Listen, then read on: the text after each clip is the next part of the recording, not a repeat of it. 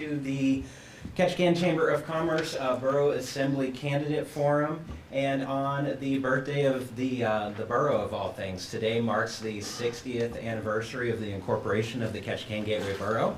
So a wonderful day to get together and have our candidate forum for the assembly candidates. Before we get started, if everyone could please rise and join me in the Pledge of Allegiance. Flags behind me. I pledge allegiance to the flag of the United States of America and to the republic for which it stands, one nation, under God, indivisible, with liberty and justice for all. Thank you, everybody, and thank you to Kate Fox for hosting us for all of our candidate forums. They did so for our school board forum last week, for tonight, and then our city council candidate forum on the 27th. Before I go through our list of announcements and reminders for the rest of the year, there are just the rest of September, there are just a few things to go over that I want to mention. Current events. As a community and as a chamber, just if we want to take a moment and then ultimately extend our condolences to the Peltola family for the loss of Jean in a tragic plane accident yesterday. So if you would please join me in a moment of silence for Mr. Peltola.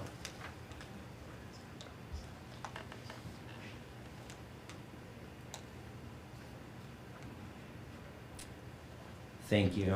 And then also to our friends over at the American Legion who suffered the loss of their Legion Hall for Post 3. There's going to be a lot of work to be done. The community has already rallied together as we love and so often do in a very quick manner. But the work has just begun. There will be a lot of tears, mourning, cleanup, rebuilding, and hard work to do. And so, as I mentioned to somebody, it's always important to follow up your thoughts and prayers with hard work and action. And as a community, I know that's what we'll do to help our friends over at the American Legion rebuild and navigate what's going to be some hard times. Announcements for September. September 14th, Member Appreciation Evening, Credit Union 1 with a silent auction to benefit Wish. The event starts at 6:30 and is free and open to all. Next week, offices for the Chamber will be closed as a number of us, including myself and our Executive Director, will be out of town for Southeast Conference in Sitka next week. And I know a lot of folks in this room who are going as well, but we'll still be monitoring the email, phones, and Michelle does a good job no matter where she is with social media posts, so you can be sure to still expect those. September 25th through 26th, we have the Prince Rupert delegation visiting Ketchikan. September 26th, Beers with Builders, which is free, sponsored by CBIA. Chance to ask builders your questions and network in a casual atmosphere over at Bond Street Brewing. What time does that start, Michelle? She's not. I think it's 5:30. 5:30 Beer with Builders? Yes, 5:30. 5:30 on the 26th. And then our last candidate forum of the season, September 27th, 5:30 p.m. here again for the City Council candidate forum. And with that, we'll go ahead and get right into the forum itself. For those of you who don't know me, I'm Trevor Shaw. I have the honor of serving as the president of the Chamber of Commerce. I'll be tonight's moderator. And most of the questions will be 1 minute each, with 1 minute opening statements and 1 minute closing statements. There will be a couple of questions that you have 2 minutes to answer, because I wouldn't make anybody answer those specific questions in just 1 minute. And so we will alternate the order in which we start the opening statements, the questions, and Christy up here in the front row, since Paul and Jeremy can't see her for the timing, if you just keep mental track, and if you go too far over your time, I will be sure to let you know. Otherwise, Christy in the front row will be showing you your time. And with that, we can go ahead and get started with opening statements, 1 minute each. Introduce yourself while you're running for Borough Assembly, And let's go ahead and start in the middle, Mr. Vigilante. Is it already on? Let me see, green light. Green. Green means go. My name's Aaron Vigilante. I'm first time running for politics in ever. I don't have any grand dreams of what I want to accomplish while I'm in the Borough Assembly, but I plan to work fully and cooperate with my fellow members. Some of the things that I've addressed before in my initial interview with Sam there was our infrastructure is definitely suffering from the tourist industry.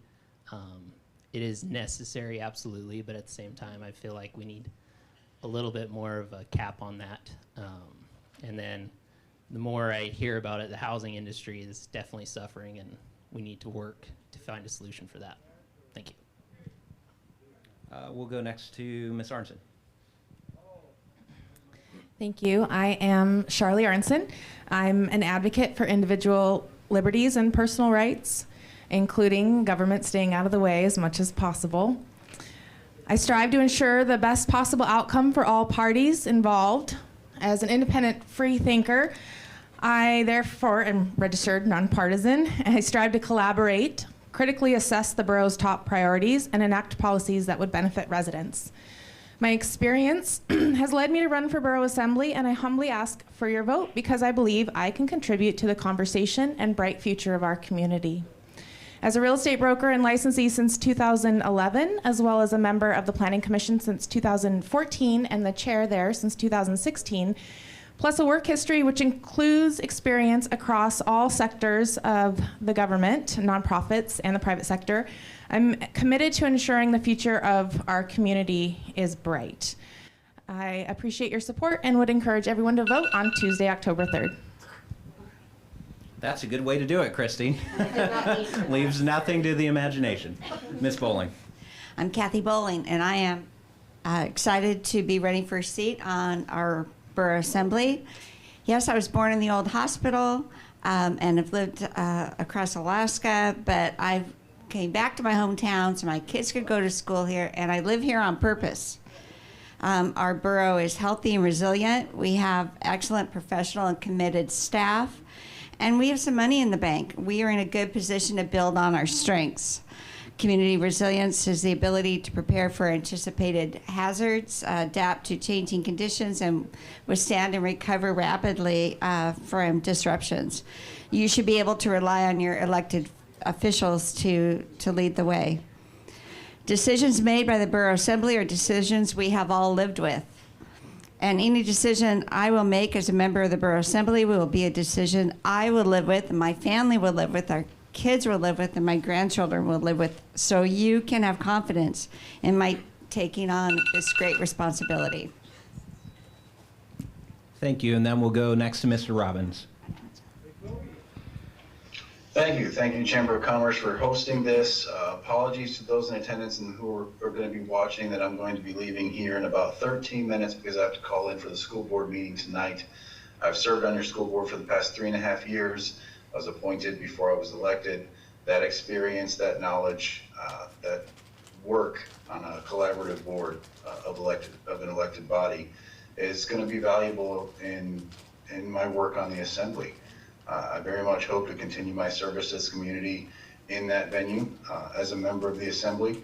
And I don't believe in having, especially in local politics, some kind of agenda coming into it. My job serving you is going to be to listen to what the staff proposes, listen to what the people have to say about the business that's coming before the Assembly, and make the best possible decision based on the information that we have.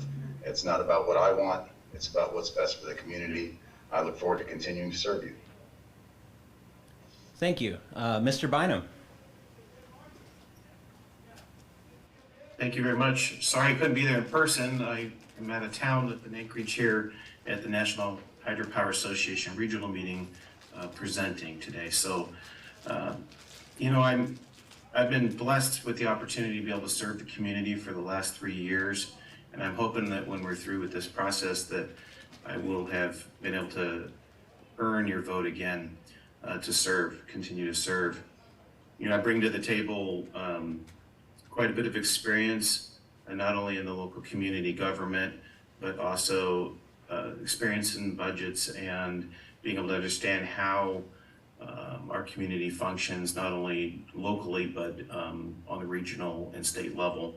I've had the opportunity to work with my other assembly members to develop a long-term strategic plan. This, I think, set the borough on the right path to get us where we needed to go to solve some of the big issues that are facing us, not only economic growth, but our housing issues that we're facing, and work together with a team to develop policies that benefit the community. And so I'm just looking forward to having a good conversation tonight, and hopefully we can come up with some good ideas or demonstrate our ability to have a good conversation. Thank you. Thank you. We'll actually move, we'll bounce around here on the order that I have the questions written, since the one I'm about to ask has been kind of at the top of the list for local issues, so that way Mr. Robbins can have an opportunity to weigh in before he has to run over to the school board meeting. So this question will be 2 minutes, and it is, to preface it, the availability and affordability of housing is a major issue in our community. Proposals regarding rent controls and the limitation of short-term rentals have previously been mentioned. However, those things would increase the cost and burden of new development in an already stagnant and difficult environment for new residential construction. What tangible ideas would you bring in as an assembly member to foster and encourage new development in Ketchikan? And let's go ahead and start with our folks on Zoom. Actually, Mr. Robbins, if you want to take the first stab at that. All right, thank you. I'm absolutely opposed to new restrictions and permitting and other ideas to curtail how people use their own properties and how private business and individuals decide to rent out properties that they own. You mentioned correctly that could curtail future building and future developments, which the way to solve our housing issue is more supply of housing. I was very pleased right after I started running. I sat down with Cinna, the borough planner. I sat down with the borough manager to hear what they were already working on this. And they already have the plans underway that are going to provide the relief, allowing private businesses to purchase borough lands and develop on them. Affordable housing ventures, individual family houses. There's plans underway in multiple aspects of the city, not city, but borough, on borough lands for us to make those available and let private businesses increase the supply that we need. So it's not on me or any member of the assembly to bring their own ideas on how this is supposed to happen. That's not what our role is. The experts, the private businesses that are going to be doing this, our staff, those are the ones who have the plans, who have the ideas. Our job as borough assembly members are to evaluate that information, make the best decision possible, and then support our staff in pursuing that plan. So that's what I'm looking forward to doing as an assembly person, is continuing to support the planner, the borough manager, and all the staff, and the plans that they have underway to increase the supply of housing that we have. And I absolutely would oppose, as an assembly member, restrictions on people's rights to use their housing, to use their property. Thank you. Mr. Bynum. Thank you for that. I think when we start looking at what the borough's role is in this housing issue, it's not to create more burden or regulatory burden on our citizens. We've been working really hard over the last 3 years or so to do a few things. More than 3 years, they've been working on the Title 18, which is talking about our planning and zoning and how that might better serve the community to be able to navigate that regulatory process a little bit better. We've been talking about how we can make road standards more achievable through development and developers. Basically, those are the ideas of getting out of the way. The Assembly has set aside a $7 million fund to help develop these plans that we've been talking about There's plans that we're looking at land out north and south as borough land and trying to make sure that we can get that out into the market and make it available for construction and developments. We need to continue to work with our service areas so that they can come up with affordable ways to provide access and be partners with them to ensure that they're not going to be overburdened with cost when they're trying to build additional roads into existing service areas and existing lots. Some of the other things that we're going to need to do as we look forward is have good collaboration with our local utilities, island-wide utilities. Utilities and road construction is the biggest barrier to creating new housing on borough lands, and so I think having a good conversation about how we want to address that as we move forward is going to be important. And then finally, there's an additional step of state advocacy and federal advocacy, and the borough is also doing that as part of our policy positions as we advocate for the borough. Thank you. Ms. Arnson.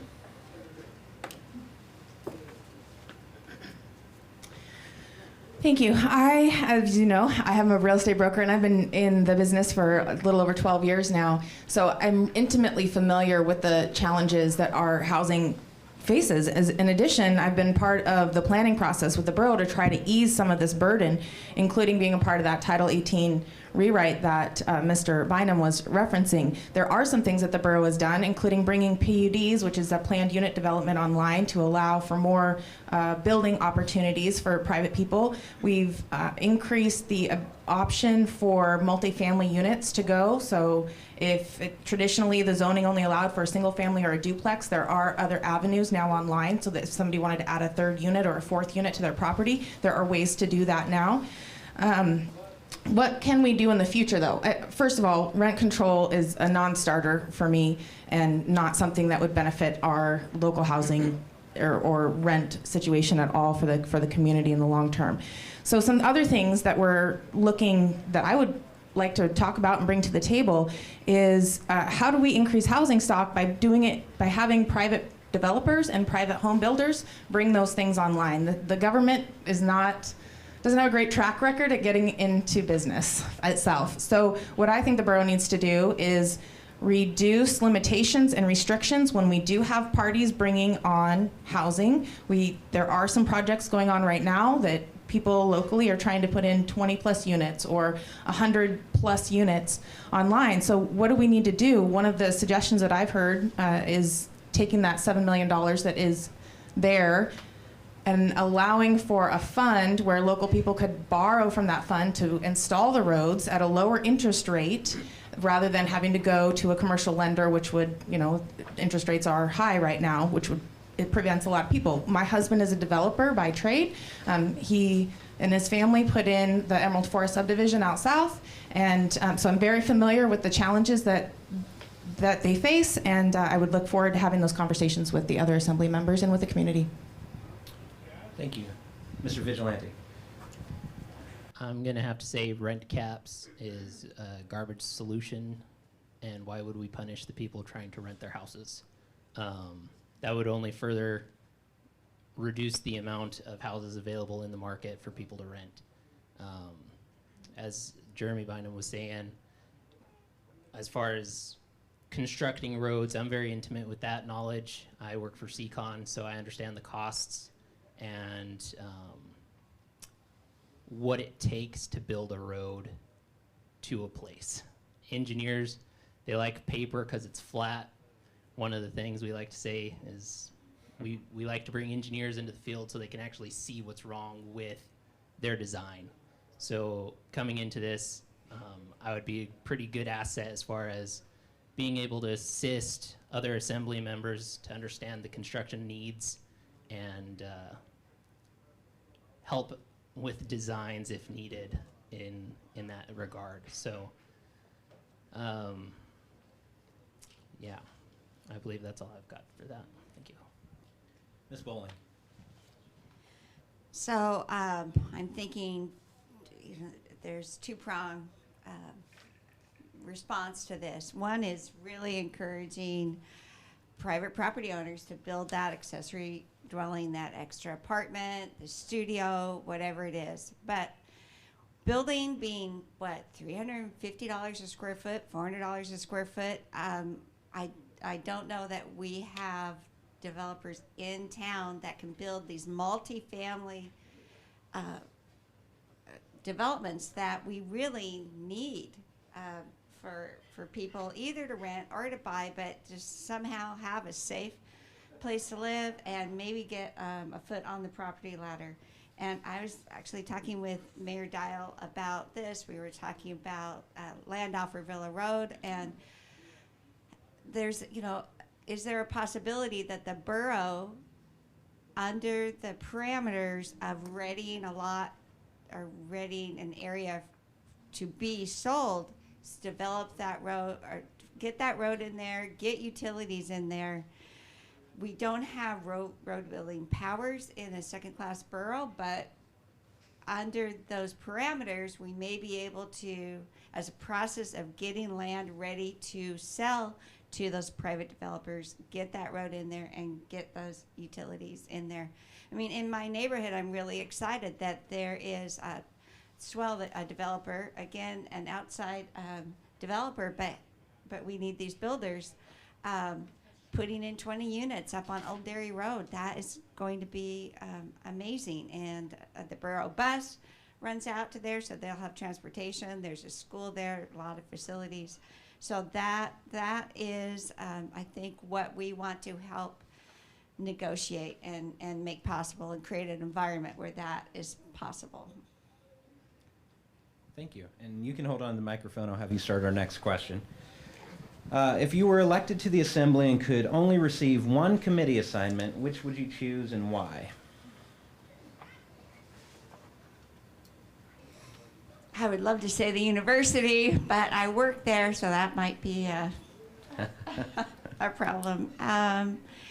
With my work and understanding of libraries, I would think about that. But at this point, I haven't thought much about committee assignments, but I'm ready to bring my experience to probably any committee. I'm very interested in all the work of the borough because I live here and will live here, and I think my time is up. No, you have 30 seconds. Okay. I'm done. Okay. Thank you. And Mr. Robbins will let you get one more question in before you have to log off. So. Thank you very much. I was very proud to lead the policy committee for the entire time that I was on the school board, which was a great experience. But looking at the different committees here on the Assembly, I'd really be interested in the lobbying executive committee.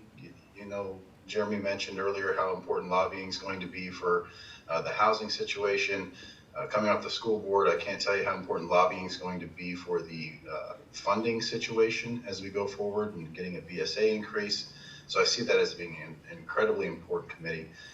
But I'd also be interested in the investment advisory committee as well. That one's piqued my interest.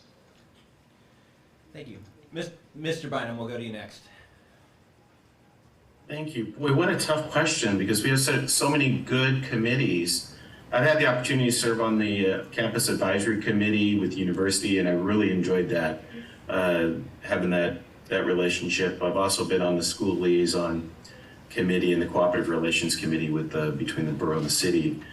It's a toss-up right now between the school liaison or cooperative relations. I think there's a lot of thoughtful things that have to happen there in collaboration, and so I'm going to probably say school right now, the school liaison committee, and I really enjoyed that. So I'll stay that one now, but I'm not going to take anything off the table. We'll see how we go forward.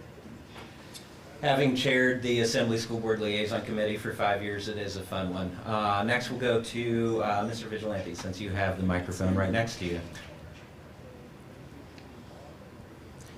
I would probably say the cooperative committee would be pretty sweet. I work in my field. I work pretty daily with city workers, so I have a pretty good working relationship with them. but I wouldn't sell myself short there. I would definitely like to get out of my comfort zone as far as what I do for work, and see what else would be fitting for me. So I wouldn't short myself on what I would be willing to do. Thank you. Ms. Artson. It's a little bit of a tough question for me because I do want to do some more research into what the purpose of each of the committees they do. I got a list when I signed up to as a candidate, but because I do have 3 children in the school system, I would probably throw my hat in the ring for the school board liaison. But I'm also interested in the Borough Grant Committee as well. I have extensive experience in not only writing, administering, and also granting grant applications in my history. So I would be interested in either of those. Thank you. Being the current chair of the grant committee, that one is also a lot of fun as well. Next, I don't think Mr. Bynum started a question for us yet, so we'll go to him first. And just a reminder, these are 1 minute, unless I tell you otherwise, so you're not wondering. If there was anyone... Ready. Yes. Ready. If there was any one item or issue you could tackle or solve during a 3-year term on the Assembly, other than funding limitations, what would it be and how? You asked just for one, so I'm going to give one. It would have to be that we really conquer this housing issue that we're facing, and that we provide opportunity for housing in our community. It is so important, not just for the local community as it is today, but when we look into the future and want to see growth for economic development, housing is a very important part of that. And it's impacting us the most, I think, right now. So I would say that would be my number one. Okay, thank you. Ms. Arnson. Well, I don't, not to be a Thank you. copycat, but housing is definitely, I think, at the top of everyone's mind and issue right now. And there's some other things that I didn't get to tackle in my 2 minutes previous. So one of the other things that I've seen in our community is that we have no mechanism in our code for manufactured housing.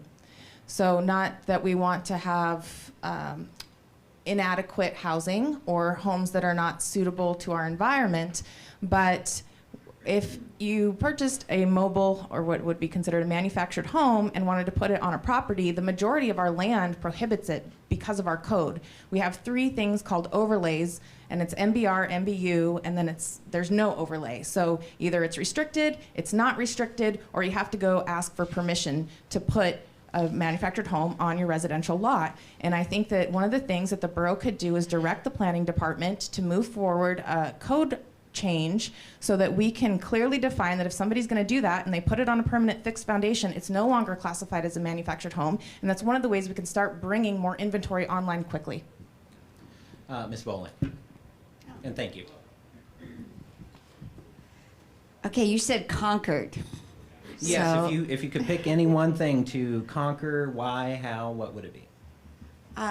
well, we just hired Peter Amelon, right, as our new economic development coordinator. And so I would like to see more progress in bringing in small businesses. We've got, Outposts and Ketchikan Evergreen. I mean, we've got small businesses that could probably use our support as far as opening up or maybe easing some regulation or however we can to create an environment to help small businesses, because they are, they're selling product here. We can collect sales tax from what they sell if we keep our money local. That's very important to me.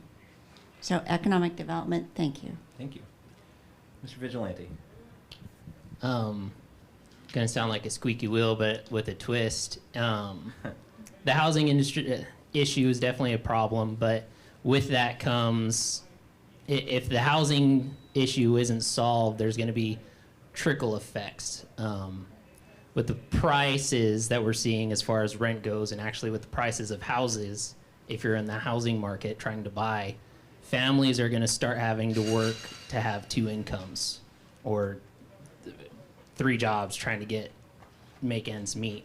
So I think kids are going to start seeing a suffering from that. So probably a child care situation, and I guess it kind of echoes on your portion with small businesses. These small businesses aren't able to pay people what they need to be paid to keep their employees happy as far as child care goes. So $10 an hour, $12 an hour, it's not going to cut it. So we got to try to find a way to help these people with their small businesses to move forward. Thank you. If you could pass the mic over to Charlie, please. Kind of alluded to this a little bit with the housing issue, part of a bigger, broader problem. We live in a place where, for a variety of reasons, the cost of living is high. Current inflationary pressures and other economic conditions compound this existing problem for our hardworking families and business owners. What solutions or ideas should be on the table, and would you bring to the table on tackling the cost of living in Ketchikan if you're elected to the Borough Assembly?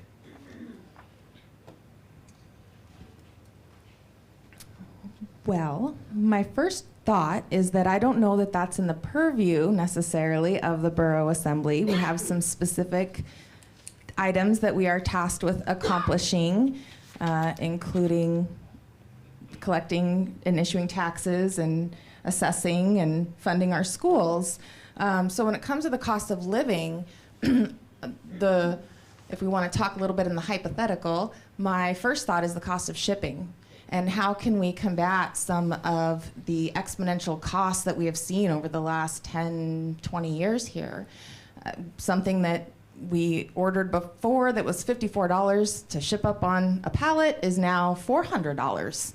So I know that personally for my family and our lives, things have changed since the cost of shipping has gone up so much. So that would be one thing that I would look to see if there's any sources that we could advocate to help alleviate some of the pressure that we see because of our cost of goods is so high, mainly due to shipping. Thank you. Mr. Vigilante? That's a hard one to follow. Could you repeat the question for me, Yes. please? What should, just to paraphrase, and it is, not copying, but following up on what Charlie says would just be a sincere form of flattery. It's okay to follow up on what someone else says. These are all issues everybody's facing. But to paraphrase, what solution should the Assembly and the Borough consider to tackle the cost of living in Ketchikan? I would definitely say follow up on the shipping of materials, but I believe we could definitely assist small businesses more locally. Even for our building materials, having a sawmill would be great. Again, that way we don't have to ship all of our building materials. That would help drive the cost of building down. Did you say that it was like $350 a square foot to build a house? It's insane. So I would, just following up on the shipping thing, shipping doesn't get any cheaper. It gets expensive, more and more expensive every year. With my job, I have to ship a lot of stuff from Seattle to Ketchikan. So I see that as a big problem. So thank you. Thanks. Ms. Boland? Yeah, it's a tough thing to speak publicly about the cost of shipping, but we are all impacted by it, and it seems, if you look at the ratio of the cost of other things, it seems to be out of whack for people who are kind of doing the math. So I think it's also okay to question private businesses about their practices. So yeah, cost of living, maybe part of the answer is how we can make more money. How can we create an environment where our products may be sold outside of Ketchikan?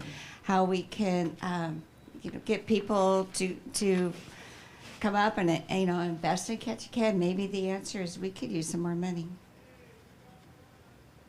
Thank you. Mr. Bynum? Now, how much time did you say we had on this one? You get 1 minute. 1 minute, oh gosh. All right, I'll give it a go here in 1 minute. So the cost of living is impacted by what our government is doing for taxation and what kind of services we're providing for that. So we just want to continue to ensure that our local borough government is small but providing the services necessary. The second thing that's impacting our cost of living, actually the most important thing that's impacting our cost of living, is the housing issue.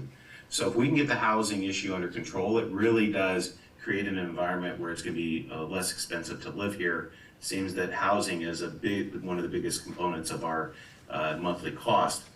Economic growth, these are all things that are within our powers as a borough. So economic growth is something we want to continue to push and make sure that that is happening, and that we're providing an environment that there is growth, providing good jobs in our community. And then another thing that we can do as a borough, and also encourage other businesses to do, is to create internal growth from within our community for higher paying jobs, get our kids coming out of high school, giving them opportunities with internships and apprenticeships right here in our own community, so that they can fulfill the need for good paying jobs that we have. All those things will help with the cost of living and are all within our powers as a borough. Thank you. And since you mentioned it, we'll move into that. You talked about taxes, and so the next question is going to be, generally, do you believe the current rate of taxes levied by the borough is too high, too low, or sufficient? And are there any changes to taxation locally that you would like to see? And let's start with Ms. Bowling.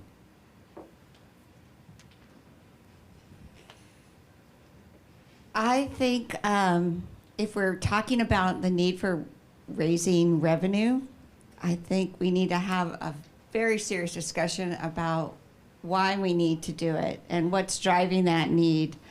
I'm anticipating that my property tax bill is going to be just a smidge higher because our properties have increased in value. That's kind of a great problem to have. However, it's a problem.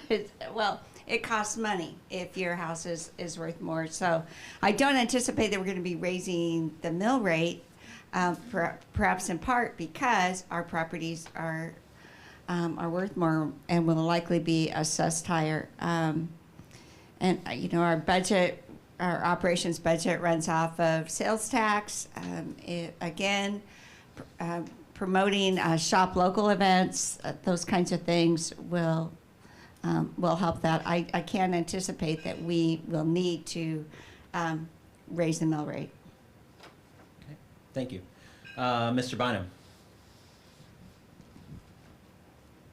Thank you. I think from when we're looking at our current projections on what we're doing for taxes, we're doing really well in the borough. And so I guess when we talk about when that question is asked, we got to say, what are you trying to ask, Trevor? So, we have our property taxes, but in the borough, not including service areas, our property taxes in general are 100% dedicated to our schools. And so maybe we'll have an opportunity a little bit later on to talk a little bit about the LEF and the condition of the LEF, and that's what property taxes are going for. So those will be adjusted based on need for schools. Our sales tax revenues right now are looking really good, and projections are very good, and so I don't see a need for increases there. There may even be an opportunity for us to reduce taxes in those areas. And then all the other things are voter approved, like library and recreational taxes. Those are things that have specific uses. And so I think we're in a very good footing in the borough right now. We've been very conservative, and I think that the state of the borough's finances are strong, and I don't see a need for additional revenues at this time as we move forward. Thank you. Ms. Arnson. Can you repeat the question? Yes. Generally, do you believe the current rate of taxes levied by the borough is too high, too low, or sufficient? And are there any changes to taxation locally that you would like to see? Thank you for the question. As a citizen, I would like to see the taxes go down, but whether or not that's something that we can make happen is to be seen. My initial response is yes, I do think that the mill rate is sufficient, and that's evidenced by the borough's strong position that Mr. Bynum referenced. As my understanding is that Ketchikan is one of the best positioned boroughs in the state. And year over year, the finance department has actually received awards for their audits because of how well they have done managing the budget. in terms of increased revenue, you know, when property values go up and taxes go up, it's like unrealized gains. So now we have to pay more money out of our pocket that we don't actually have. And so maybe there's an opportunity for a discussion of the mill rate to go down. But we need to just take a really hard look and keep the borough in a good, strong financial position. And that would be my position on the current mill rate. Thank you. Mr. Vigilante.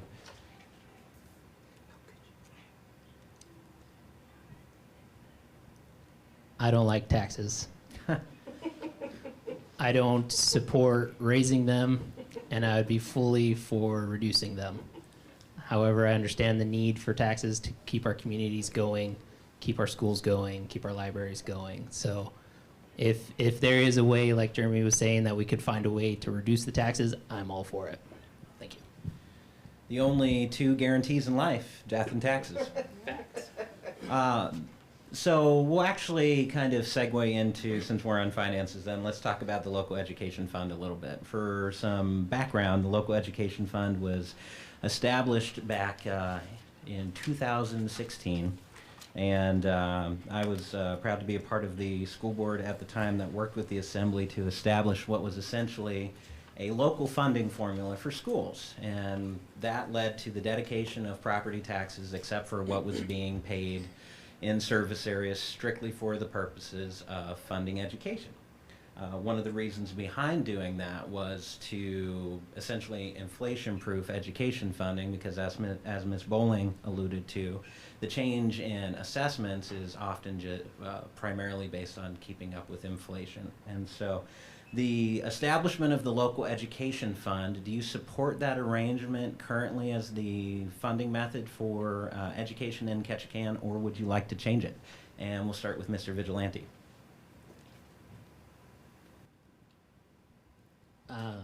Unfortunately, I'm still very new to the education fund. I don't know very much about it, so I can't really give an educated opinion on it. Because I'm still learning about it. I grew up homeschooled. I know that my family benefited from the programming because we were able to receive funds for homeschooling materials. So I think that's great. But again, I don't have a very good, strong footing on it or a good understanding on it, whether it needs to change or keep it going as it is. Thank you. Ms. Bowling. Currently, we're for the most part funding to the cap with our local funds from our property taxes. I did talk about on KRBD on Monday, talk about perhaps other ways to take the squeeze off the schools and the squeeze off of families a little bit by perhaps the borough. The borough owns the school buildings, so in that way that's helpful. Borough also owns those playing fields, and maybe there'll be some way for the borough, because they already own and run these properties, to support the schools so that it will free up money in the school budget for other things the schools need. Good teacher pay, a reasonable retirement. I work at the university. I have nursing students and education students that we're teaching, and we want them to be able to live here, and we need to offer a good wage. Thank you. Ms. Arnson. I'm sorry, can you repeat the second part of the question? Yes, so do you believe the current method of funding local education through the local education fund as it's currently established is the best way to do it, or should it be changed? Thank you. So regarding the LEF, because I'm new to this sector of the government as well, I do need to do some more research on that specifically, but as a product of the Ketchikan Gateway Borough School District, and as someone who came back and became involved, I was proud of our borough for fighting the state and getting the equation so that Ketchikan specifically was getting our fair share of the funds that the state was putting out there. The base student allocation is something I'm a little bit more comfortable talking about. I have a little bit more information on that. I know that that hasn't changed for about 7 years, and then it was proposed for it to change this year, and that was actually shut down by the governor. So I think that the role that the Assembly plays is to listen to the school board, to try to meet the needs of the teachers and the students, and then advocate with the state so that we can be best positioned to continue that funding source and continue to inflation-proof the future so that we can continue to provide good education publicly for the students. Thank you. Thank you. Mr. Bynum. Thank you for the question. I was hoping we'd have an opportunity to talk about it a little bit.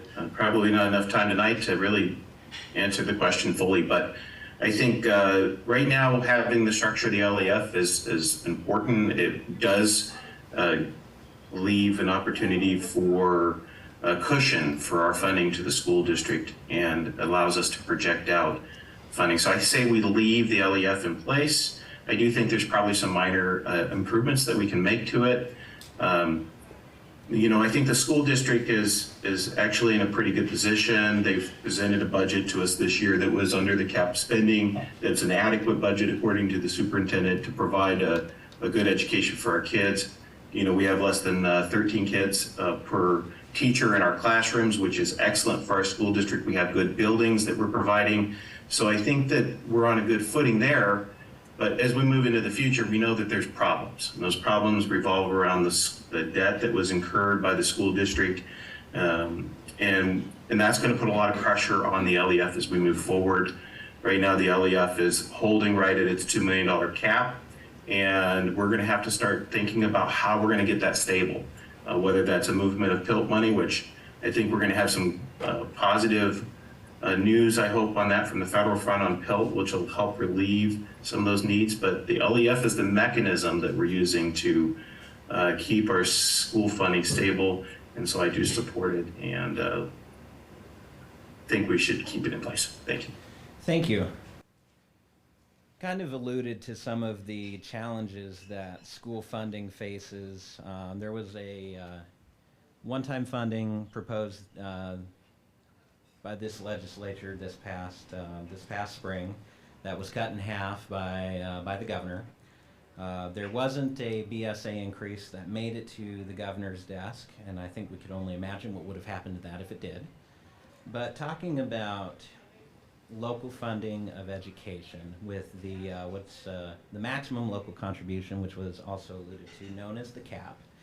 And the Department of Education Early Development has what's called a chart of accounts, where they require that municipalities keep record and categorize their expenses directly and on behalf of a school district in a certain manner. Earlier this year, at the start of this fiscal year, letters were sent from the Department of Education to municipalities that have municipal school districts, reminding them to stay within funding at the cap, not to fund outside of the cap or around the cap, because it compromises the receipt of hundreds of millions of dollars of federal funds. So in that context, the borough has funded the school district at $1.053 million under the maximum local contribution allowed, known as the cap, to leave room to provide additional resources to the district in the case of an emergency or other unforeseen circumstances requiring large expenditures. Do you support the continuation of this practice? Let's start with Mr. Bynum. Can you please clarify when you say continue this practice? Can you clarify that for me real quick before I answer? Yes, the gap to the cap, maintaining a room between what's funded and the amount available to the cap to be able to provide funds to the district in case of an emergency. Sure. Yeah, I appreciate that. We see a lot of pressure on our school district. We continue to hear this conversation about we need an increase to the BSA. I would argue that there's many things that the legislature could actually do that is not BSA related that would take pressure off of us. There's been discussions about how do we fix the health insurance issue within our school districts, and that's one thing that's really caused a problem for us. There's the teachers' retirement system that's woefully behind, and these are all things that impact our cost at the local level. There's mention about how REAAs are impacted versus borough ran school districts. And so there's lots of things that are impacting us there. But those also impact our ability to fund to the cap. And I would say that we have been funding to the cap effectively currently with the school district's debt service owed to the borough of more than $4 million over the past 3+ years. So we have been funding to the cap. We funded to the cap last year. We will likely fund the cap this year, provided that the numbers are appropriate to do so, given the student counts and all that when it comes back.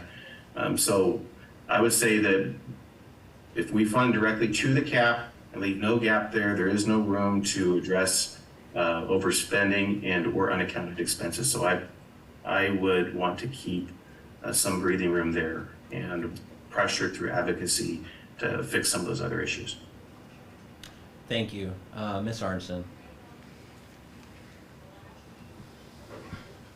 So to clarify, the question is whether or not we should stay funding to the cap? Do Are you you? there? Yeah. Can you hear us, Mr. Bynum? I can hear you now. Okay. I don't know if you, could you hear what I said? I don't want to have to do that again. No, we heard what you said. Okay, thank you. Yeah, we're not doing that again. I'm just kidding. So the answer, the explanation behind the $1 million gap to the cap for the purpose of funding any unforeseen expenses or emergency circumstances that might arise. Yes. Do you support maintaining that practice? Absolutely, I do. My understanding is that the rule of thumb is that the Assembly is going to fund to 95% of the cap, and so that it does allow that breathing room. It's like if you get a break at a job and you continuously not take your break, at some point they're going to say, oh, well, you don't need that break. You just have to keep working. So if we don't allow ourselves some room, they're going to take those extra resources away from us. And so I would support continuing to fund to that 95% level. Okay, Mr. Vigilante. I would absolutely agree with that. Keep it as it is. Ms. Bowling. I agree with Aaron. Yeah, I don't think anybody is going to fault the logic that the Assembly has been doing.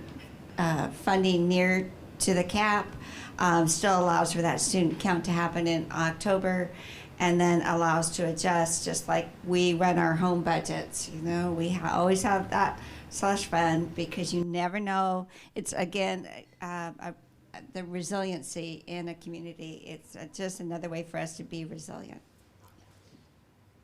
We prefer the term rainy day fund.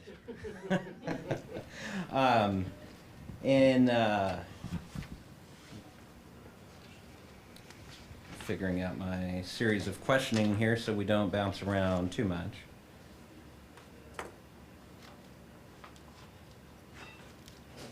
Okay. Sticking along the school district line of topics, during the FY 2023 budgeting process, there was a controversy that arose regarding the school district's funding of health insurance, of employee health insurance liabilities, and the accrual of a multi-million-dollar debt payable to the borough by the district due to the underfunding of those liabilities, which ended up significantly diminishing the borough's available reserve balances. Ultimately, an agreement was reached between the borough and the district to solve this specific issue. As an Assembly member, what would you do to keep similar circumstances or situations from occurring again in the future? And we'll start with Ms. Arnson. My understanding is that the Assembly was requesting for some time, basically a balance sheet from the Assembly or what they call a green sheet, so that they could see where money was coming and going, and that was not provided.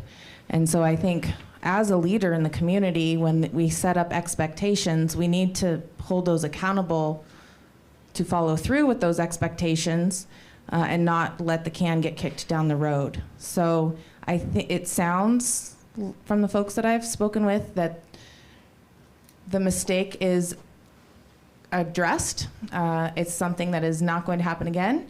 And my focus, if I were elected, would be to ensure that we're getting those balance sheets, that we're understanding where the school board expects to have their money and will be spending those funds. Thank you. Ms. Bowling? Well, I think we're going to have a really excellent school board.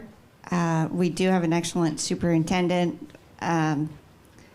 We have gone through this process, and if we don't learn from our errors and our processes, then we deserve what happens to us. But I think that we have a raised awareness. So again, I agree. I don't think that is going to be something we need to worry about. We have a whole other pile of worries that we can spend time on.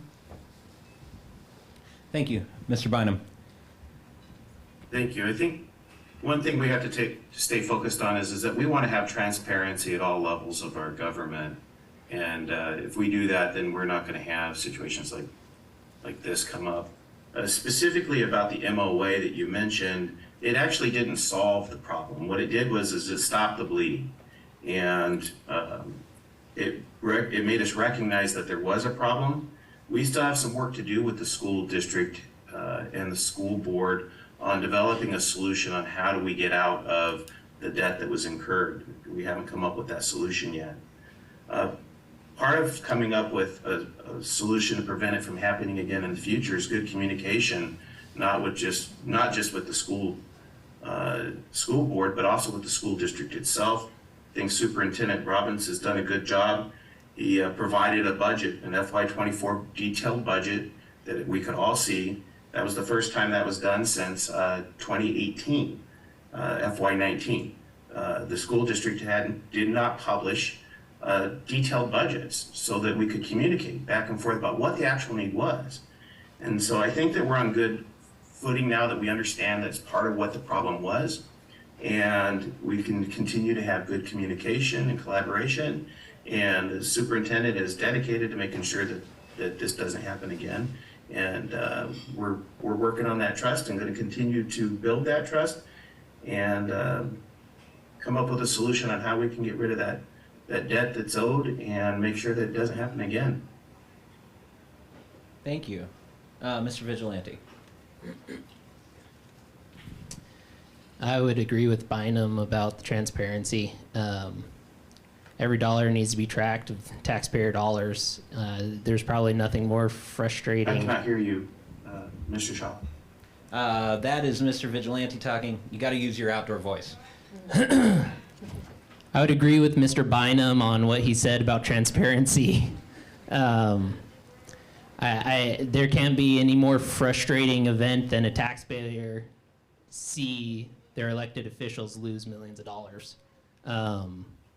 I again have to say that I don't know much about this event that happened, but I would say either fixing our communication gap or electing to do more outside audits to correct this solution or find a solution so that doesn't happen again would be a good place to start, or have a working knowledge of what your budget needs to be and how it works. So that's all I have about that. Thank you. Okay, thank you. We'll actually have you start the next question, and this will kind of wrap up on the school district for now.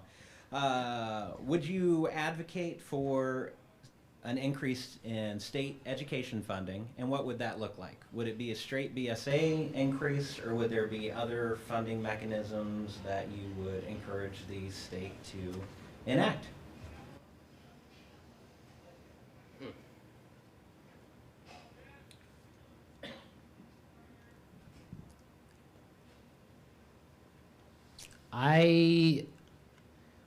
I'm a very strong proponent of education. Children need the education. We need to make sure the education is there for the children. As far as a statewide education program goes, I'm pretty sure Alaska has some of the worst test scores that we've seen.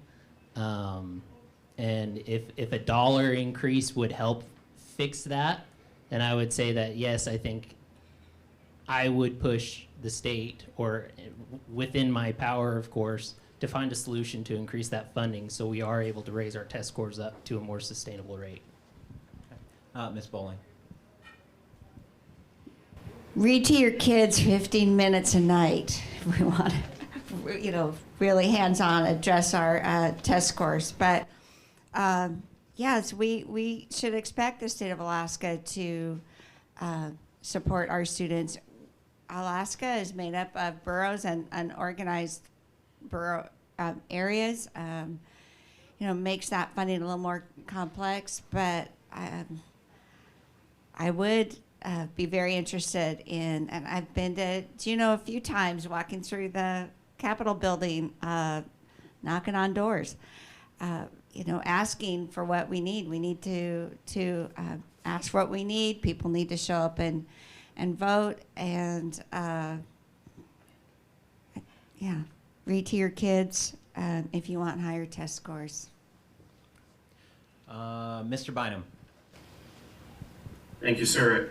Ultimately, the Borough Assembly is responsible for funding the school district and their needs, and being responsible for any debts that are incurred.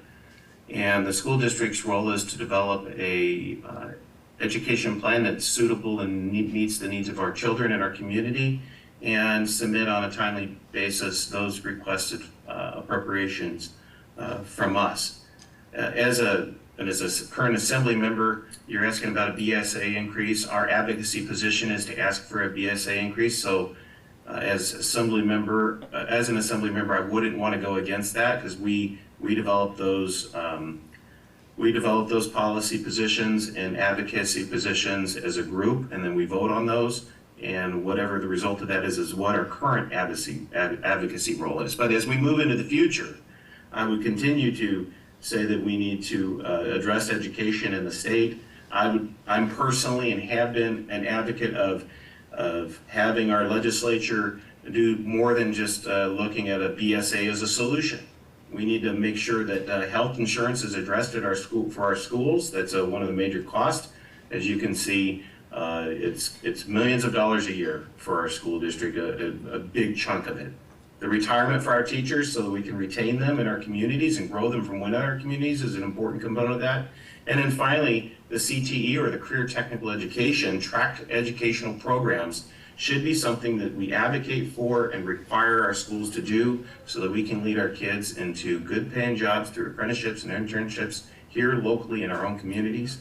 And so that's the things that I would be advocating for, primarily be advocating for more than a BSA increase. And I think those would have bigger impacts in our community long term. Thank you. Ms. Arnson.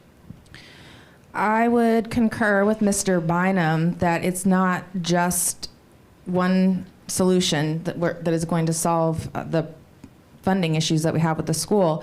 So I would advocate for an increase in the BSA. Like I mentioned earlier, there hasn't been an increase in 7 years. We know the rate of inflation is upwards of 17% locally here in this last year alone.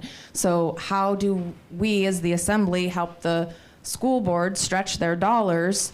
Well, how can we help fix those health insurance premiums that are so costly? And my understanding is that the local teachers' retirement system is garbage and it needs to be revamped. Is that a role that the Assembly can play? As an advocate, we can. So we want great teachers so that we can have quality education, and part of that is providing them good benefits so that they can feel secure in their position, and that's why I would advocate for increase in the BSA. Thank you. If you want to hold on to the mic, you can start off our next question. This is a little more abstract and just talking about the environment of politics and policy in general. In times of growing polarization, ideological divide, and intense political rhetoric at all levels in our country, how would you work as a local elected official to promote civil discourse and respect for diverse opinions? First, I would continue to do what I've tried to do my entire life, which is treat people by the golden rule, which is treat other people like you want to be treated. So we need to be able to have civil discussions. We need to be able to keep our focus on the common areas that we are working toward. And I would continue that in all of my relationships and interactions, as I've done my whole life growing up here. I think that the polarization man, it gets me. Like, we all live here. We grew up here. We love living here. Like Kathy says, we live here by choice, most of us. And we want it to be a great place to live. That's why we continue to work here. So if we can keep our commonalities at the forefront and remember that we're all working for a great community, then differences can be overcome by good communication, meeting expectations, and being transparent with our neighbors and our friends. Thank you. Ms. Bowling.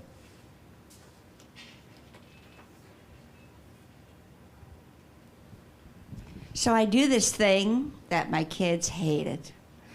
And I just did it with my 2-year-old grandson the other day. You should behave in public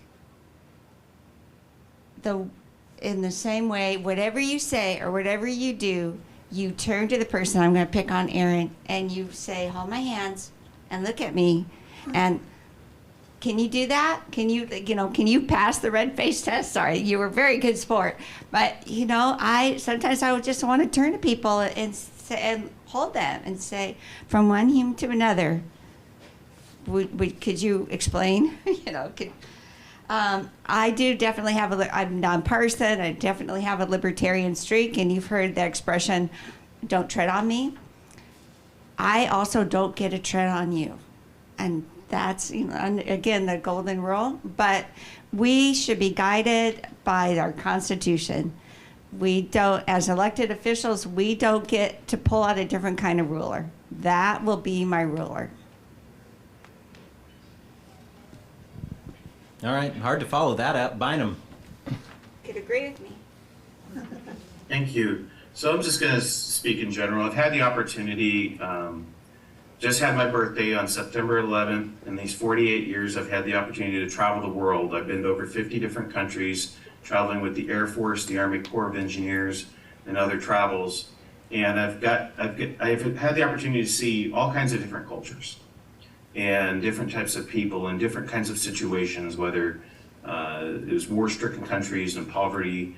The one thing that was resoundingly similar in all of those circumstances is that everybody wants to have community, and we all want the same things. Really, at the end of the day, we're all in this community together, and the way that we can get through political strife or disagreements is that, number one, is we have to be respectful of each other. That goes a long way to understanding. The next thing that we need to do is we need to listen to each other. Take the time to sit back and listen to what other people's situations are. And you might learn that their situations are very similar to yours, and their wants are the same as yours. And you find some common ground. And then the third thing is to be informed before you take a position for or against something. And I think if we do that in a respectful manner, that we have a better community for it. Thank you. Mr. Vigilante. Respect is a big thing, and it goes far. When you get in people's faces and start shouting and yelling, it doesn't build a relationship. It doesn't further your point. Basically, people shut down and shut you out. I am of the mindset that differing political views should be working together, because that's the point of it. We need to have different views, different people from walks of life, because they have different experiences than yourself. And just like Mr. Bynum said, educate yourself. That's going to be the best way to have a civil conversation with somebody of an opposing view. If you go in without any education on what you're trying to argue, you're going to melt down. You're not going to have good points, and you're going to reduce to the most basic instinct that you have, where you discovered with your brothers and sisters when you were growing up. You're a big fat dookie head. Thank you. Thank you. As the French philosopher Voltaire said, I may disagree with what you say, but I will defend to the death your right to say it, and that's an important way to live. And it's funny how generally on every issue there is at least two sides, sometimes more. And what I found is the solution is usually right in the middle of all of them. And so I appreciate everyone's thoughts on that. An issue that has come up in the past that has tried to be cut several different ways is funding of the Ketchikan Public Library. There have been extensive concerns raised by residents of the borough who live outside of the city regarding how much they pay in taxes to support the Ketchikan Public Library without any ability to directly influence policy and decision-making at the KPL. Do you believe the current funding arrangement from the borough to the city to help fund the library is the best method? And if so, why or why not? And Ms. Bowling, we'll let you start. I love talking about libraries. Libraries are an economic driver. Our public library supplies books to our school district. It's an invaluable asset. And my husband and I own 3 borough properties. We pay that library fee 3 times, and I get my money's worth out of it. And I know my kids and grandkids get value out of having the library. So I worked to vote no on Prop 2, and that came up, and the conversations I had with people who wanted to pull funding was really just about not wanting to pay the tax and not recognizing the assets, the value we get from that small amount of money. I mean, I think it's what's on one lot, it's like $125. You could buy 5 hardback books for that, or you could have your kids' school libraries could be full of books, and your home could be full of books. You can have the audio book in the car on the way to work, all for that one price. It's a great deal, and I support paying tax for the library. I hope that was the question, but the answer to it is always library. Okay, thank you. Mr. Vigilante. The library has been a hot topic the last, 8 months. My family uses the library very frequently. My kids love going to the library with mom. I think we should maintain the fact that libraries need to be a neutral place where people go to get education. The need for a library in a community is immense because there's some people that can't go buy those 5 hardback books. So the kids that can't or are not able to do that should be able to go to these libraries and get this material. However, I think as assembly people or I have to say that we as a community should try to protect our children from any sort of sexualization material in our library. Thank you. Thank you. Mr. Bynum. Thank you, sir. I will first say that, when we talk about the library, whether you use the library or not, I sit back and I think about my community, and I can't imagine having a community without a library. It is a valuable resource to our community, and if you're wavering on whether it's a valuable resource, maybe I would encourage people to take the opportunity to go use that resource. There's not just books in there. There's news articles. There's things from our local community that are there for us to go do research and have that easy at our hands. So to answer your question, though, as long as the city is the owner and operator of the library, we have a voter-approved mechanism in place to help pay for that. I support that mechanism. I did not support repealing the funding for the library when that came on the ballot. I do understand, though, that there are some people that feel like that they don't have a say. And I think that I've heard other members say, in the community say, well, the borough has a say through the advisory board. I dispute that a little bit. I think there's some say there, but I don't think that there's necessarily good enough representation or diverse views, diversity of thought on that advisory board. But with that being said, the only thing I can tell people is get involved. Get involved. It's your library, get involved. If you disagree with things that are going on, go to the governing body that is controlling that, which is the city council, and tell them your ideas and how you think it can be improved.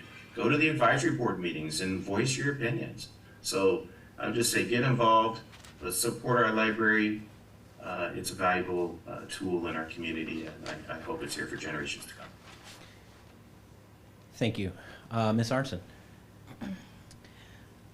I think it's important to note that we do have an award-winning library in our community. And as someone who grew up here and visited and frequented the downtown location my entire life, sometimes it was the only refuge I had in my life, was to go down there and have Charlotte show me what great book was out there that would pique my interest.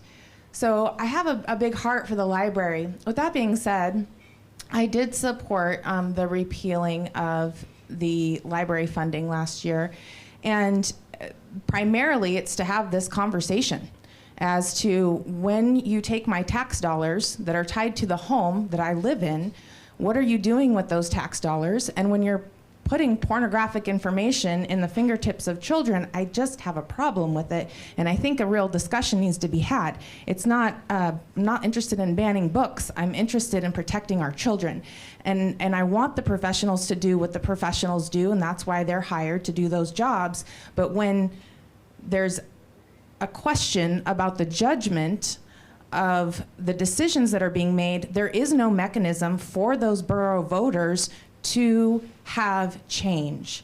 And I think the conversation is important to be continued.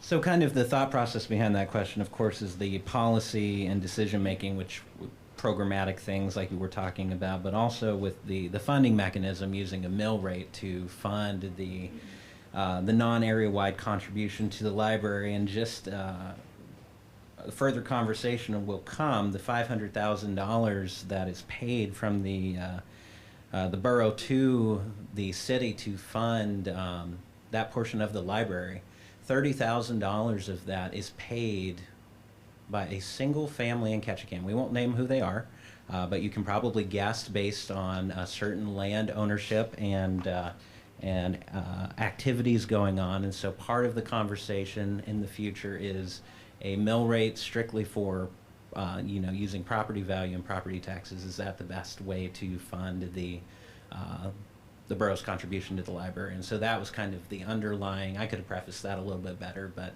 that's the funding mechanism that's currently used. But there could be folks who are just renting, who use the library very often, live out north, and don't pay anything to contribute towards the library. So it's a big, more holistic situation that will probably have to be addressed, and it's been brought up for years in the past as well. It's not just a current issue.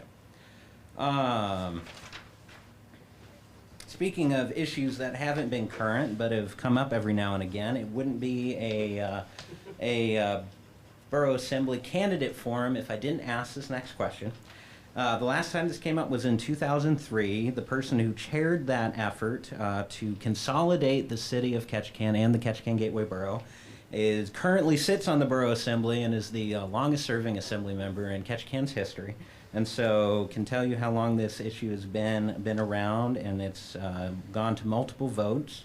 But if there was a new effort to consolidate the Ketchikan Gateway Borough and the city of Ketchikan into a single unified municipality, would you support it? Why or why not?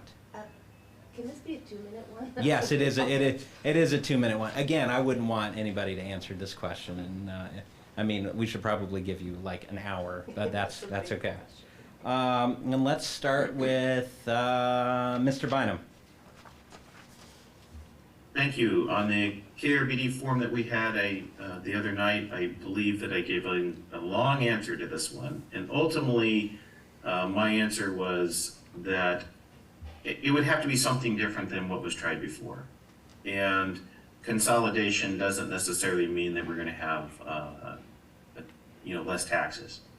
It might mean that we have a better, more effective government, but that's only if it's organized properly, and then we have to be able to protect the different folks throughout the community, depending on where they live, for previous debt that was incurred. So I don't know functionally how we get there.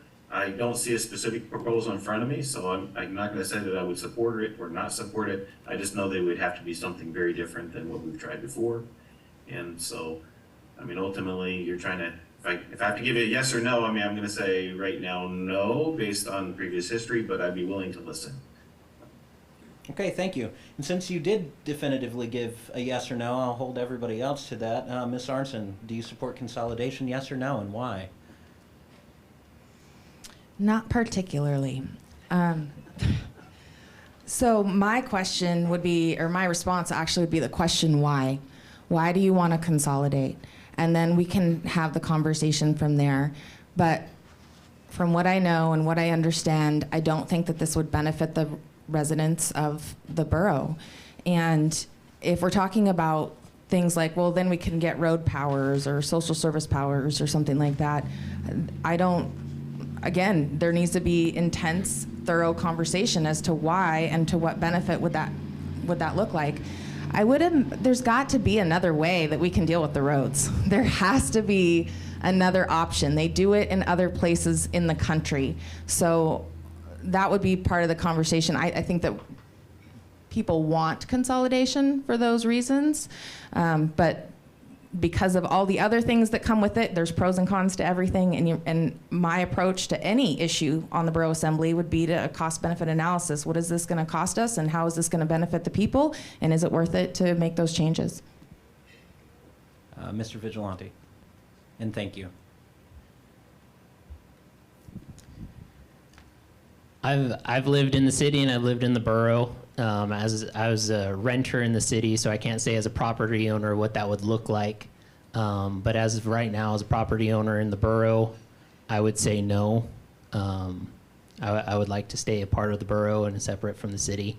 I would like, if there was another proposition brought forward to where we would merge the two governments, we would definitely have a more effective government as far as for the citizens. It would definitely be worth looking into, I would say, but at this moment, I would say no. Okay, thank you. Ms. Bowling. It makes me think of opening the fridge and pulling out the milk. It's like, who wants to smell it and see if it's still good? Do we want to do this again? When I realized where you were headed, I just sighed. I don't know that we are in a place that we want to talk about consolidation. Yes, there's certainly pros because it's come up, because people have had the ideas, but there's right now in the borough, we're kind of getting what we pay for. Our mill rate is pretty dang good. If you look at most other parts of the United States, we're doing okay. But if you want more services, it's going to cost more. And if you want more roads, start writing to the governor and DOT and remind them that there are places other than the rail belt that need that support. So, consolidation, that just kind of wears me out. That's a good answer. I think it wears a lot of people out. That's why it hasn't come up in 20 years. Before we move on to some other issues that are prevalent today, just a couple of questions that are really important as the community is trying to determine who their next Borough Assembly members are. And since you have the mic, you can start, Ms. Bowling. French fries or tater tots? We're having fun. Do you prefer French fries or tater tots? Steak fries, because I like the big French fries. Or the JoJo's from the Gateway Club. Those were really great. See? Mr. Vigilante. I'm going to have to go with curly fries. Ms. Arnson? Crunchy curly fries. Well, at the sake of being really different, those Taco Time stuffed Mexi fries, man, I can't put those down. Mr. Bynum. I'm going to say give me a nice helping of fresh cut American fries. That was actually a question that didn't get asked at the KRBD forum the other day, and so I couldn't help myself in asking that, since none of you guys used your 2 minutes to talk about consolidation. So we have 2 more questions and then that I have, and then we can probably take a couple from the audience if there are any. But the other big issue that's come up a lot lately is the issue of homelessness in Ketchikan, which we've already talked about some of the things that exacerbate that problem. High cost of living, shortage of housing. As it's been alluded to, the borough doesn't have social services powers. It does have pretty broad-ranging economic development powers. What role do you think the borough should play in helping solve this issue, including if it's just a support role to the city? It's kind of a broad question to be answered, so whatever that means to you. And let's start with Mr. Bynum.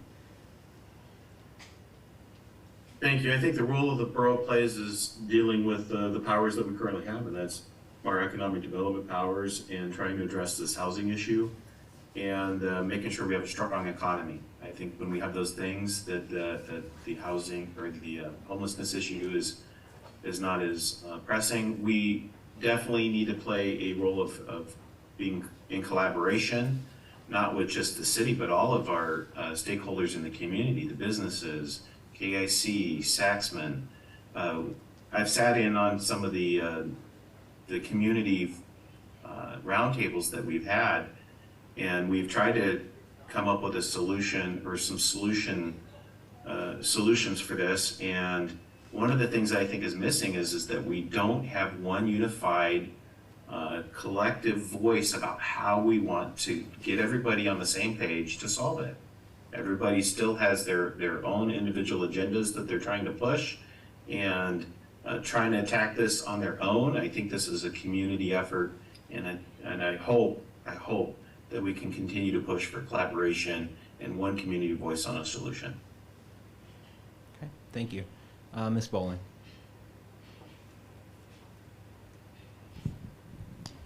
I think all the candidates would agree that housing is probably the most kind of the loudest noise in the room, because it impacts our workforce, it impacts everything, and we do need to rely on outside developers, our own nonprofits, our tribal entities to all step in and get some movement toward that. It's not going to be an overnight thing. It's not even going to be, say, in the 3 years. Well, the development out on Dairy Road will be up, and maybe we will make some other progress. But it's, other than just be kind to people, donate to your Salvation Army. I mean, do what you can. If you're involved in a church, do what you can to help the people. We have homeless people who are working, and they're homeless. So, let's give them a hand up just as a community. Ms. Arnson, and thank you. Regarding the homeless situation, I think it's really at the forefront of our minds right now, particularly with the issues and the challenges that the city has had with the multiple shelters in their current location. So the assembly, this issue really falls into the social services sector, and that's not something that falls under our purview, but it must be something that we work together on in order to achieve solutions. I understand the borough doesn't have these services, but it is a systemic problem that impacts all of our citizens, and it's impacting my family directly right now. The borough can be a voice for seeking support from the city and how they distribute those funds for those different types of services.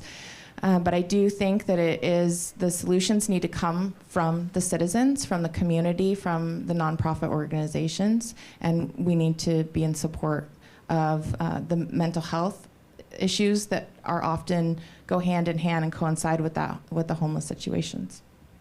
Thank you. Mr. Vigilante. Homelessness in Ketchikan's becoming a bigger problem, yes. One of the things that I see a lot of the time is, I guess I would like to start with, I was at one of the city assembly meetings, and there was a lady that came in, and she was just she was powerless because the homeless population is around where her place of business is, and it is very much so impacting her. So one of the things that I would like to see in collaboration with the city is maybe an opioid or alcohol treatment center. That's one of the things our community doesn't have, or that I have not seen anybody talk about. And I think that would be something, that would be a step in trying to correct a situation that we have a problem with: drugs, alcohol. And unfortunately, it seems like homelessness and those items go hand in hand. So a treatment facility would be nice to see. Thank you. The last question I have, and we'll take a couple from the audience. Ketchikan, we're blessed to have a diverse borough assembly, not only in thought, but in background and experience, with folks who are retired business owners, former long-term government employees, veterans, people who work for nonprofits, parents, grandparents, and who've had a variety of careers. And so if you had to lean on something from your background, your experience, a qualification that you have that you think most suits you for service on the assembly, not only as an individual but contributing to the current composition of the assembly, what would that be? And we'll start with Mr. Vigilante. So I'm a project engineer for CCON. My job title, or I guess not my job title, but my job description relies heavily on materials and equipment, MOBs, budgeting, finances are very important. It's my job to make my company money. So if I'm not able to track costs on a project, they are going to notice, and I will be told something about it. So my ability to get a spreadsheet, a budget, something, see the numbers, see where the money's going, I can very effectively guide where that money, or give a good voice of where that money needs to be spent or how it should be handled. I have to work with different personalities every day, so I can work with just about anybody and make it happen. Thank you. Ms. Arnson? Can you repeat the question, please? Yes. What experience, background, qualification, thing in your background or your qualification do you believe is most important to bring, not only as an individual assembly member, but to the current composition of the assembly?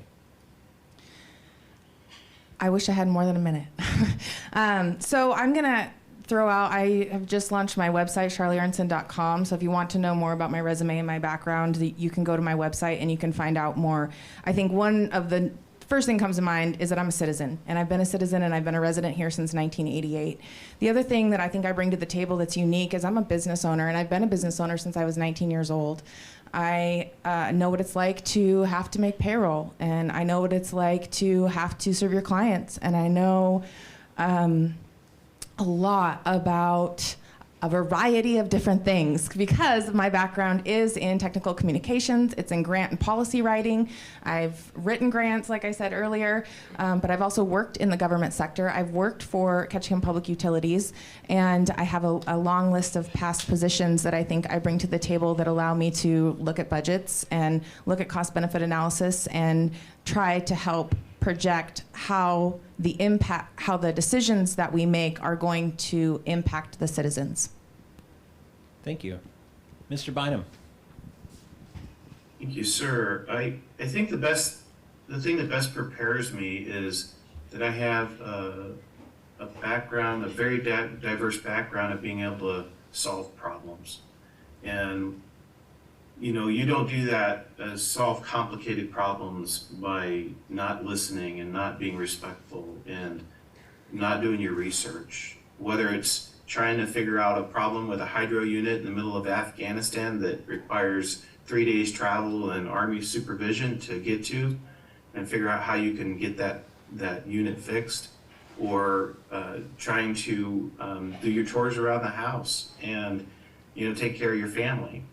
I've had the opportunity to travel all over the world, and you don't get things fixed and you don't solve problems unless you're able to respectfully listen and put the work in. And I think that's something that I bring to the table.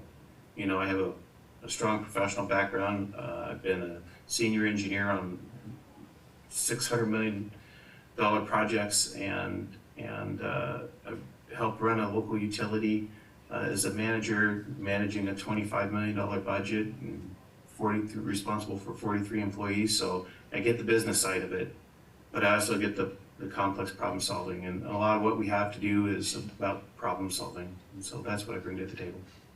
Thank you. Ms. Bolin?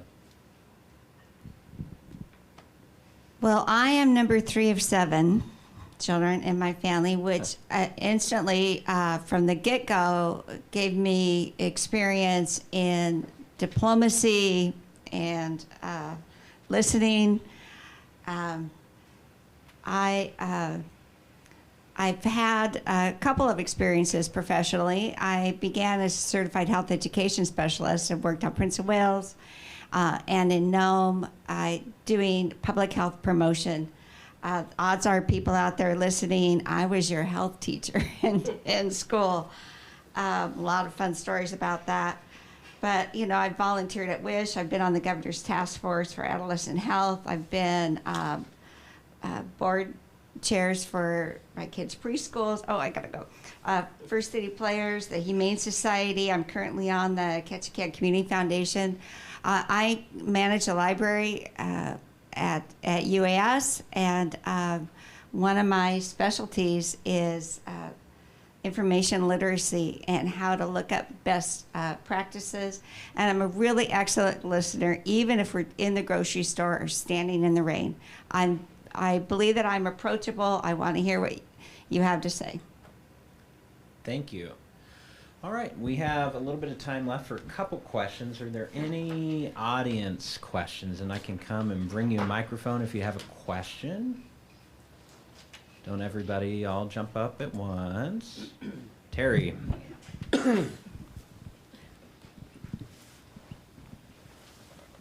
One subject that we haven't broached tonight is the airport, and it's a pet peeve of mine. I'm surprised that the borough hasn't been litigated because of access to the airport. Private sector has tried it in the past. I firmly believe, and I want to hear your opinions on how the borough can provide access to people that have had operations down south, have to get on the ferry, and we haven't. It doesn't set a good light for Ketchikan as a community. Give me your thoughts on how you can solve that. We have a tremendous bus system, but it's in another government. So give me your thoughts on how you would address Gravina access through the airport. Charlie, why don't you start us off? Okay, full disclosure, I own property over on Gravina, and this is a really big, important topic to me because we want to access our property and we want to grow over there. There's some conditions over there that are restricting our access, primarily the road to nowhere that is currently leased, and getting signaled from the back. So I just wanted to mention that there's some talk going on in the Borough Assembly right now about possibly creating a service area for Gravina that would help facilitate the overhead costs for the ferry and the access there, and I'd very much like to be a part of that conversation. I do think that there are ways that we as a borough can, I don't understand why we don't have the water taxi anymore, so that's something that we could do that could help increase action over there. And there's also private residential development that is happening right now, and when we have more people living over there, there's going to be a greater demand for increased access to Gravina, and I think it's coming whether or not we want it, so we want to get ready for it. Thank you, and don't feel rushed. That hand signal was at me. Mr. Bynum. It was a little difficult to hear the question. I just want to make sure I have it clear. Are we talking about access to get to Gravina, or are you talking about access once we're on Gravina? Access to get to Gravina. From here to there. And back. To get there, okay. Yes. It's a good question. It's a difficult question. I know that this is something that we've directed staff to look at and bring back some solutions for us. It's a complicated question though, because our airport ferry and the fares that we have for our ferry service are directly tied to our operation at the airport. And so one of the challenges that we face, we've been talking about trying to create passes or standby, is that whatever we do, if it takes away from the airport funding mechanism, the borough could become liable for that, and then we will find ourselves in some real legal trouble. So whatever we're doing, we need to make sure that that we don't get in trouble with our airport operation. I know that this summer we had 2 ferries running, and I think that was very, very popular to have that. We're asking staff to bring back a solution for monthly or annual passes to make it a little bit easier for people to access the ferry and get over on Gravina. It's definitely a complicated issue. It's something that the Assembly has been pressing staff to come up with some solutions on how we can solve that. I'm also open to any other additional ideas. One of the things though that we'll have to tackle is, what kind of subsidy are we willing to put in from all of the Ketchikan Gateway Borough to support that one particular transportation component?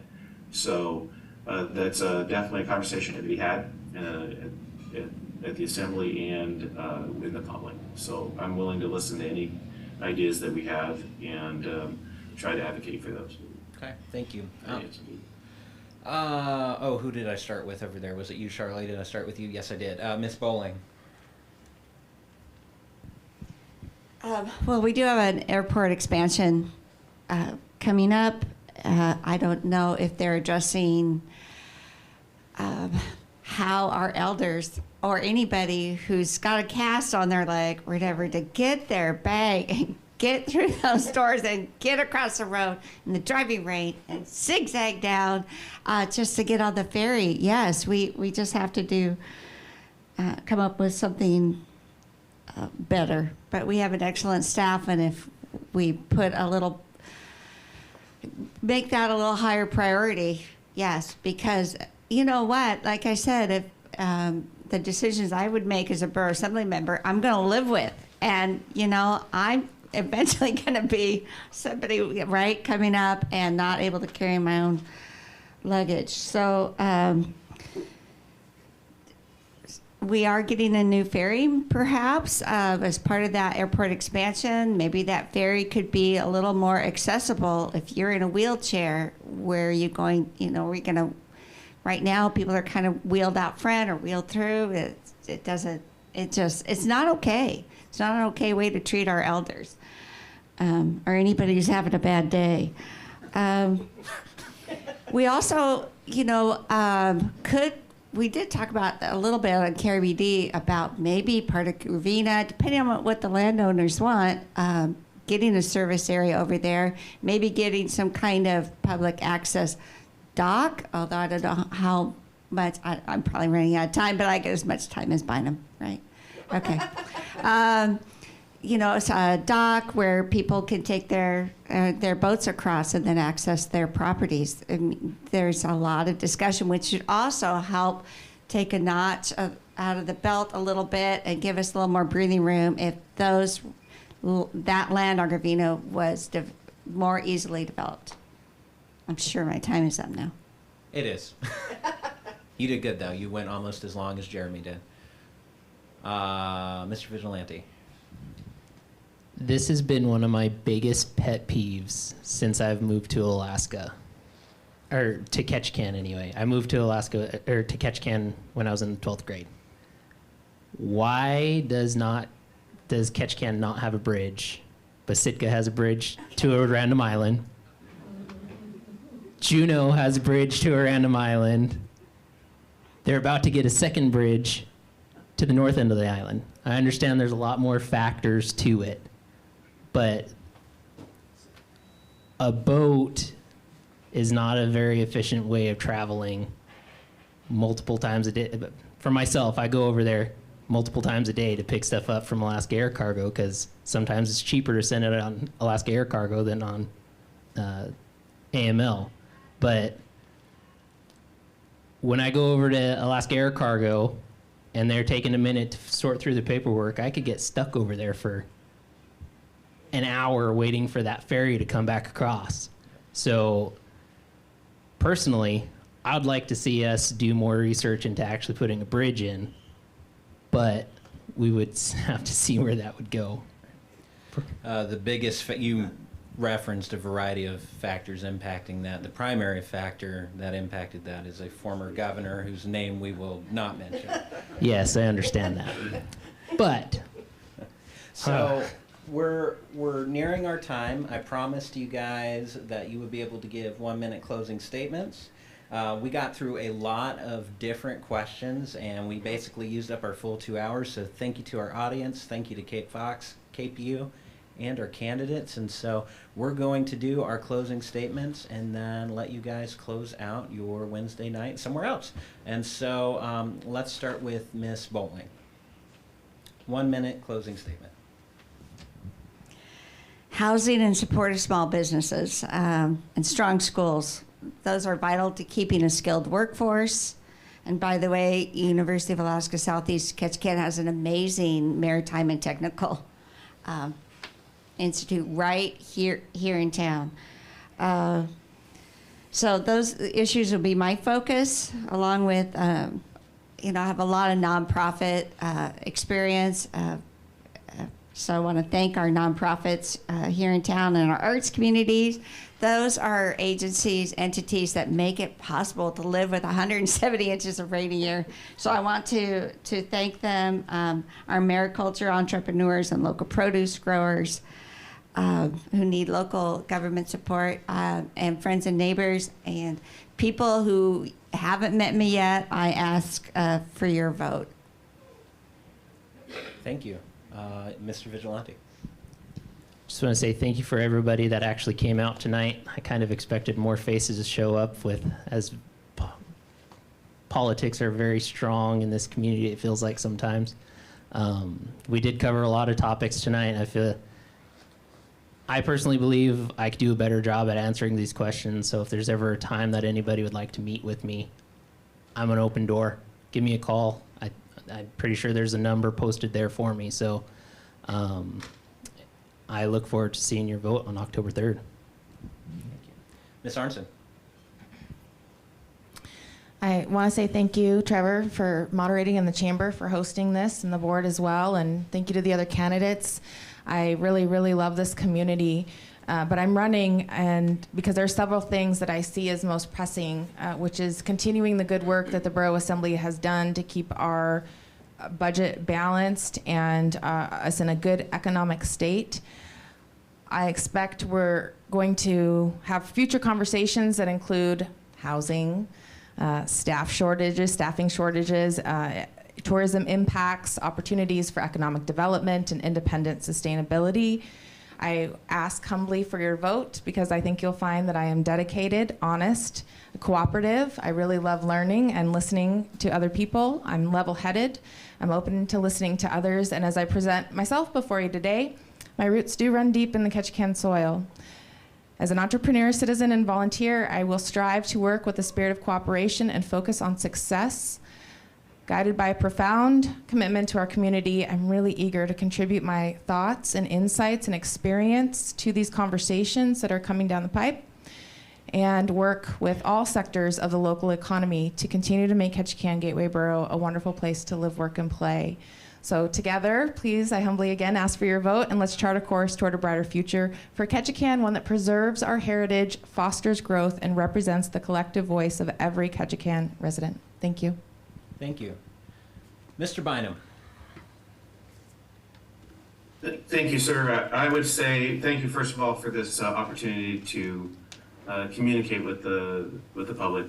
And so, in 3 years, I've been honored to be able to serve Ketchikan Gateway Borough and the citizens. In that time, I've made sure that I was open to listen. My phone was available for you to call. My emails were ready to be answered. I've shown up. I've been to every Borough Assembly meeting in the last 3 years with the exception of one, and I was traveling for work for that. So I have over a 99% of participation and record of being in attendance. You know, we have a lot of things that we've worked on and we've had successes on, and I've been involved with that. I was a strong advocate to make sure that we had fair pay in the borough, that we got our compensation plan not only updated, we got it passed and got through contracts to make sure that we were taking care of our employees. We've put together a strong strategic plan to put us on the right path as we move forward, and we've got a lot of work to do, and I'm hoping that with your vote, I'll be able to continue to help with the housing issue and stable funding for our schools and continue to serve the community by respectfully listening. Thank you for your time tonight. Thank you so much to our 5 candidates. Mr. Robbins had to hop over to his school board meeting. He's finishing up his term on the school board. 3 seats open on the Borough Assembly, and so thank you to our candidates, thank you to our audience, thank you to everyone who tuned in on KPU or the live stream. Thank you to the newspaper for your coverage, as always, Kate Fox for hosting. We will see you back here in 2 weeks, same time, 5:30, September 27th, for our forum with the City Council candidates. And so let's close by giving a round of applause to our candidates. Thank you, everybody.